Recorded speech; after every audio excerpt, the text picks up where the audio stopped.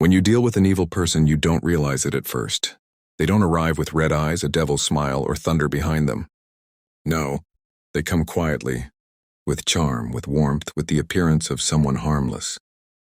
And that's exactly why the Stoics warned. The greatest danger is the one you cannot see. An evil person is not defined by their face, their job, or their status. They are defined by the damage they cause while pretending to be innocent. But before you judge someone as evil, understand this. Stoicism doesn't teach you to hate people. It teaches you to recognize harm before it hits your soul. Evil isn't always dramatic. Sometimes it's subtle, silent, strategic. And if you don't train your mind, you will miss the signs until it's too late. In Stoicism, the enemy is not the person. It's their behavior, intention, and impact. And some intentions are darker than you think. Let's start with the first sign. Sign 1. They enjoy seeing you confused, hurt, or lost. A regular person might accidentally hurt you. A careless person might ignore your feelings. But an evil person? They feel a sense of satisfaction when you're in pain. Your confusion is their fuel. Your sadness gives them control. Your stress makes them feel powerful. Marcus Aurelius said, "The soul becomes dyed with the color of its thoughts." If someone's thoughts are dark, their behavior will be darker. Have you ever noticed someone who becomes unusually calm when you're distressed? Someone who should comfort you, but instead watches your struggle with cold curiosity? That is not normal. That is not human warmth. That is a dangerous mind studying your weaknesses. They won't show sympathy. They won't offer clarity. They won't give you truth, because your suffering is how they manipulate your next decision. Sign 2. They twist reality to control you. Evil people are masters of distortion. They don't just lie. They reshape your entire version of events. This is what the modern world calls gaslighting, but the Stoics already understood it long ago. Epictetus taught, "People are disturbed not by things but by the view they take of them." And an evil person exploits that. They attack your view of things. They will tell you, "You're overreacting. That never happened. You misunderstood. You're imagining things." And slowly, your confidence collapses. Your intuition becomes silent. Your clarity becomes fog. Their power increases every time you doubt yourself. Because when you lose trust in your own mind, you become manageable, predictable, controllable. This is their aim, not your happiness, not your peace, your obedience. An evil person doesn't need to hit you, insult you, or scream at you. Some of the most dangerous individuals never raise their voice, because their weapon is psychological. Stoicism teaches emotional mastery, not just to stay calm, but to see clearly what others hide. Evil people survive by confusion. You become their prey when you're distracted. So this section reveals the next signs, the ones most people don't identify until the damage is irreversible. Sign 4. They target your weaknesses, not your strengths. A good person supports your progress. A jealous person competes with you. But an evil person? They attack you exactly where you are most vulnerable. They observe you quietly. They study your insecurities, your fears, your soft spots. They pick apart your emotional cracks like a surgeon, but without mercy. And then they strike. But here's the Stoic truth. No one can hurt what you have strengthened within. Evil people attack your weakness because it's the only place they can control you. Maybe it's your fear of abandonment. Maybe your desire for validation. Maybe your guilt, your past mistakes, your trauma. They bring these up at the perfect moment, not to help you heal, but to make you fold. They will use phrases like, "No one else would tolerate you. I'm the only one who understands you. You always mess things up. Look at your past, nothing has changed." Each sentence is calculated to break your confidence and bind you to them emotionally. But the Stoics say this: the first step toward freedom is seeing the chains. And once you see their strategy, their power collapses. Sign 5. They blame you for the damage they caused. This is the darkest sign, and the most common in evil personalities.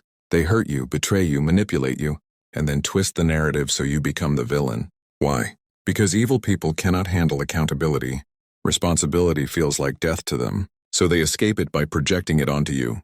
Marcus Aurelius warned, "The wrongdoer does wrong to himself." Evil people live in constant internal chaos, so they export that chaos to others. If they lie, they say you are dishonest. If they cheat, they say you are ungrateful. If they manipulate, they say you are emotional. If they disrespect you, they say you provoked it. This psychological inversion is not accidental. It's intentional. It keeps you defending yourself instead of seeing their corruption. They know as long as you're busy proving your innocence, you won't notice their true nature. Stoicism teaches detachment for this reason, to prevent emotionally chaotic people from dragging you into their storm. By now you've seen the truth. Evil people don't need darkness around them. They carry it inside them. But here's the part most people never talk about. Evil people only succeed when you don't know who you are, when you're unsure of your worth, when you're disconnected from your values, when your emotions run wild instead of being led with discipline. This is why Stoicism becomes your shield, not because it teaches you to be cold, but because it teaches you to be unshakable. Section 3 focuses on what the Stoics would do when facing someone with a dark, corrupted nature, and what you must do to protect your mind, your peace, and your destiny. 1. Don't try to fix them. That is where most people lose. Evil people don't want healing. They want advantage. Stoicism teaches that you cannot control the nature of others. You can only control your response. Epictetus said, "You are not responsible for the madness of others." Most people fall into the trap of believing, if I love them more, if I explain more calmly, if I support them through everything, if I prove my loyalty. No, evil people don't change through love. They exploit it. Your kindness becomes their leverage. Your forgiveness becomes their reset button. Your patience becomes their playground. The Stoic response: withdraw your energy the moment you realize their intentions. Not with anger, but with clarity. Protect your mind first, not the relationship. The Stoics believe that the mind is your sacred territory. Once someone controls it, they control your life. So when dealing with an evil person, the priority is not, can I save this relationship? But rather, can I save my peace? Can I preserve my clarity? Can I protect my inner strength? Evil people run psychological wars, not physical battles. Meaning, you win by staying emotionally distant, mentally sharp and spiritually anchored. Marcus Aurelius said, if it harms your soul, reject it. Not everything deserves a response. Not every insult deserves an explanation. Not every attack deserves your presence. Thorsten to watch their actions, not their drama. An evil person's greatest tactic is emotional chaos. They will cry, act wounded, perform innocence, play the victim, or even beg. But the Stoics teach you something powerful. Judge a person by their patterns, not their moments. A single apology means nothing. 100 promises mean nothing. A perfect smile means nothing. Patterns don't lie, and evil people have one pattern in common. They repeat the same destruction, just with different excuses. Stoicism gives you the skill to see behavior without getting lost in the emotion surrounding it. This is how you avoid being fooled again. Now that you understand the signs and the Stoic response, there's one final truth you need to hear, because dealing with an evil person is not just about spotting them. It's about recovering yourself after escaping their influence. Most people don't realize this. Evil people don't just hurt your heart. They drain your character, your strength, your clarity, your trust, and sometimes your very sense of who you are. This final section is about reclaiming that power, the Stoic way. So, 1. Reclaim your identity before they shaped you. When you've been controlled, manipulated, or emotionally attacked, you start to see yourself through the eyes of the person who harmed you.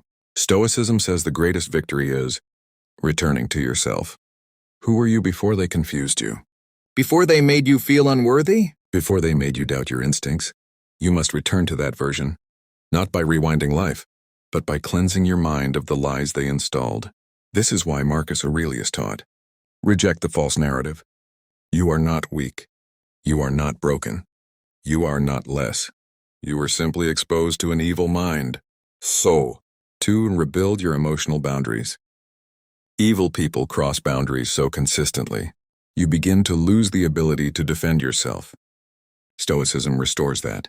A boundary is not a wall. It's a definition of where you end and where others begin. After dealing with someone dangerous, you must rebuild boundaries like armor, not to keep the world out, but to protect your peace from ever being violated again. A simple Stoic boundary is, if it costs my peace, the price is too high. So, 3. Learn to trust your instincts again. Evil people make you doubt your reality. They twist your memory. They mock your intuition. They attack your clarity. But intuition is a natural Stoic tool. a quiet signal from your inner reason. Epictetus said, if something feels wrong, step back. You must relearn to trust that instinct, because the moment you trust yourself again, no manipulator, no liar, no dark personality can ever blind you the same way twice. So, forgive yourself, not them. Stoicism does not demand that you forgive the person who harmed you. It demands something more important. Forgive yourself for not seeing it earlier. You didn't fail. You trusted. You loved. You hoped. That is not weakness. That is humanity. Evil people take advantage of the good in you. Don't punish yourself for being what they can never be. Seneca said, to err is human. To persist in error is foolish. You saw the error. You escaped. That is victory. So, build a life where they no longer exist in your story. The ultimate Stoic triumph is not revenge. It is irrelevance. When an evil person no longer occupies your mind, when their actions no longer control your emotions, when their memory no longer shapes your choices, you win, because the goal was never to defeat them. The goal was to free yourself.